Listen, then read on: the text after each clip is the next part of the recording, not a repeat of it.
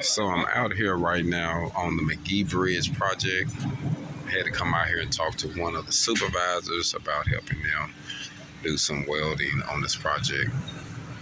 I believe right now a lot of the welding is lifting eyes and putting different structural frames together to prepare for the bridge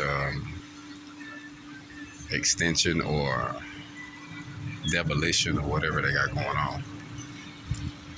As you see, they digging right now, adding more support. So they might be extending the bridge over some, making it wider.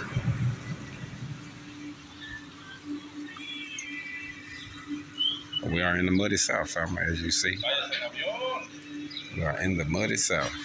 But I'm out here doing a little networking, trying to kill 7 birds with 1 stone. Hold on.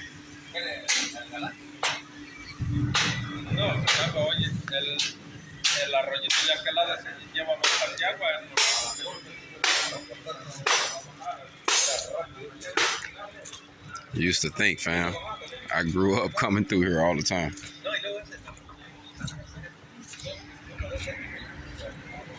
Grew up coming through here. Now they actually doing some work.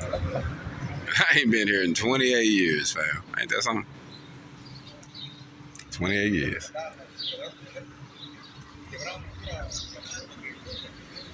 A lot have changed in that time frame.